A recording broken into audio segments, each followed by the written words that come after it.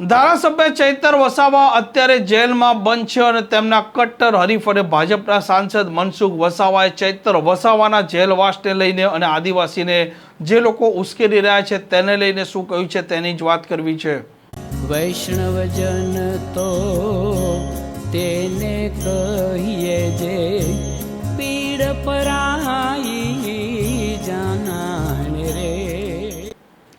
નમસ્કાર, આપ જોઈ રહ્યા છો નવજીવન ન્યૂઝ અને હું છું આપની સાથે તોફિક ગાંચી. નર્મદામાં ભારતીય જનતા પાર્ટીના સાંસદ મનસુખ વસાવા અને ડેડિયાપાડાના ધારાસભ્ય ચૈતર વસાવા અવારનવાર આમને સામને આવતા હોય છે અને ત્યાંનું રાજકારણ પણ ગરમાયેલું રહેતું હોય છે. ત્યાં આદિવાસી રાજનીતિ થઈ છે અને જે પ્રકારે નર્મદાની સેશન કોર્ટે ધારાસભ્ય ચૈતર વસાવા સહિત 9 લોકો છે તેમને જેલની સજા ફટકારી હતી, જેમાં 5 પુરુષો છે, 4 મહિલા છે, 1 મહિલા છે, તેના સાથે 18 દિવસનું બાળક પણ છે. અને ગુજરાત હાઈકોર્ટે આ મહિલા શકુંતલા વસાવા છે તેમને જામીન આપ્યા છે અને તે કારણસર હવે તેમનું બાળક પણ તેમના સાથે બહાર આવશે. પરંતુ એકબીજાના કટ્ટર હરીફ એવા ચૈતર વસાવા અને મનસુખ વસાવા છે, તેમાં ચૈતર વસાવાના જેલવાસને લઈને અને આદિવાસી લોકોને જે લોકો ઉશ્કેરી રહ્યા છે તેને લઈને મનસુખ વસાવાએ શું કહ્યું છે તેમને સાંભળીએ.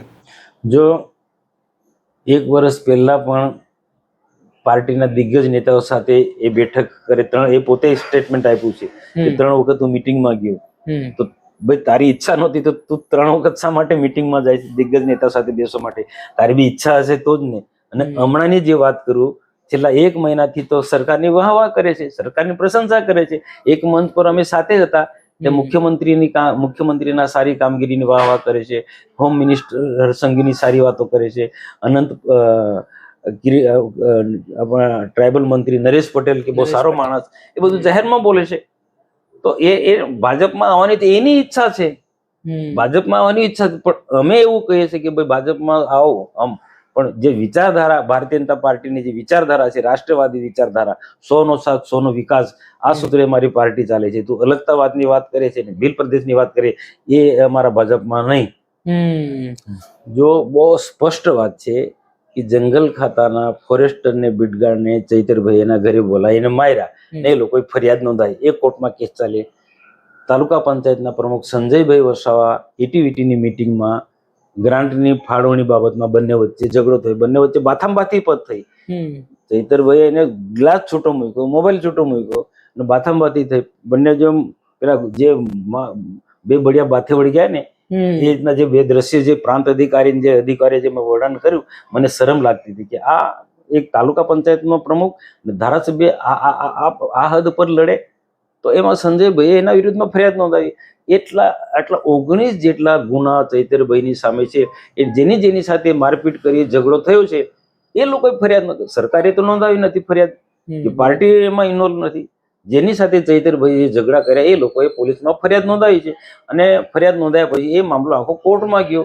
તો કોર્ટમાં જ્યારે એમના ધારાસભ્યને આવા ગંભીર પ્રકારના ગુનાના કેસો ચાલતા હોય, તારીખ પર તારીખ પડતી હોય, તો તે વખતે એ પોતે જ કે મારી પાસે દિગ્ગજ નેતાઓ છે, વકીલો છે, વિદ્વાન વકીલો છે, સુપ્રીમ કોર્ટના વકીલો છે, હાઈકોર્ટના વકીલો છે, તો એને બચાવવા માટે, એને સજા ના થાય એના માટે ચિંતા કરવી હતી ને, પણ નથી ચિંતા કરી. હું અહીંયા સેશન કોર્ટ રાજપીપળામાં હું તો જાણતો, કારણ કે મારો તો સંબંધી પણ થાય ચૈતરભાઈ વસાવા.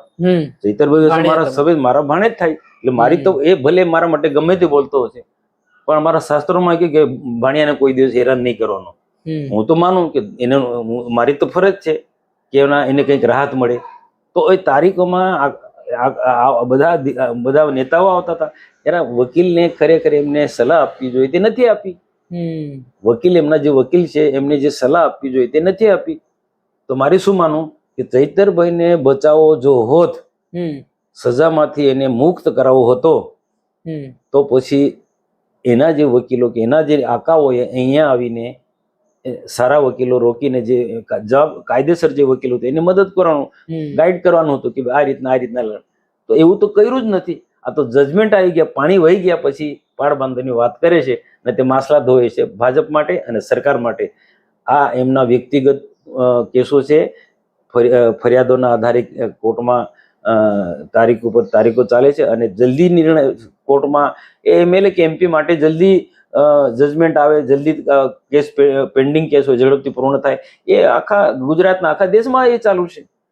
તો એમાં કઈ સરકાર ઝડપથી કેસ પતાવીને સરકાર અને ચૈતરને ફિટ કરે છે એવું છે નથી. આ તો છે ને એ લોકોને ગેરમાર્ગે દોરે છે. બાકી ચૈતર માટે મેં જોયું છે નજીકથી કોઈ પ્રેમ નથી એ લોકોને કોઈને કોઈ પ્રેમ નથી. ચૈતરભાઈ જેલમાં ગયા પછી જ બધા આવા નાટકો સ્ટન્ટ કરે છે. તમે એક વખત જોયું છે ચૈતરભાઈ રાબેતામાં જયારે જીવન જીવતો હોય ત્યારે કોઈ વખતે આવ્યા છે? કોઈ વખત નથી આવ્યા. આ તારીખોમાં કોઈ આવ્યા છે? ઈસુદાન મને બતાવે, ઈસુદાન ઘડ્યું બતાવે કે કોઈ તારીખમાં આવ્યો કોર્ટમાં એમને જોવા માટે. ગોપાલ ઇટાલિયા કોઈ તારીખમાં આવ્યા છે? આ સ્ટન્ટ કરવાનું ત્યારે આવ્યા છે. જયારે ખરેખર જો કોર્ટમાં દલીલો ચાલતી હોય એ વખતે કેમ નથી આવ્યા? એટલે ઈરાદો એને ચૈતરભાઈને બચાવવાનો છે જ નથી. આ તો શું છે, એમના અંદર પણ મતભેદો છે, મને ખબર પડી છે. ચૈતરભાઈ કેટલીક મુવમેન્ટ ટ્રાઇબલ ને લઈને ચાલે છે એ એમના આકાઓને ખબર નથી. જાતે અંગેના ખોટા પ્રમાણપત્ર ચૈતરભાઈ બોલે એ ગોપાલ ઇટાલિયા ઈસુદાને ગમ પસંદ નથી. આ બધું પણ અંદર ને એ બધી લડાઈઓ છે ને માથે પાડે છે પછી અમારા ભાજપના માથે. એટલે એમાં કોઈ રલ નથી. અને ચૈતરભાઈના જે ધર્મપત્ની છે એને વિચારીને શું છે, એને બધું ખ્યાલ ના હોય ને એમને કહ્યું કે અમારા પાર્ટીના નેતાઓ કે પ્રકારે પોપટની જેમ બોલવું, એમ પેલો રાજપાડી વાળો જે પોપટની જેમ બોલે છે. એ ભવિષ્યમાં વિધાનસભાનો ઝઘડિયાનો ઉમેદવાર બની રહ્યો, તૈયાર થઈ રહ્યો છે. એટલે અમારા માટે અમારા સામે ગાળ બોલવાનું, એટલે એને ટિકિટ મળી જાય, લોકો મત મળી જાય, ધારાસભ્ય બની જાય, એવું સ્વપ્ન છે. આ પ્રકારના સમાચાર માટે નવજીવન ન્યૂઝ ચેનલ સાથે જોડાયેલા રહો. નમસ્કાર.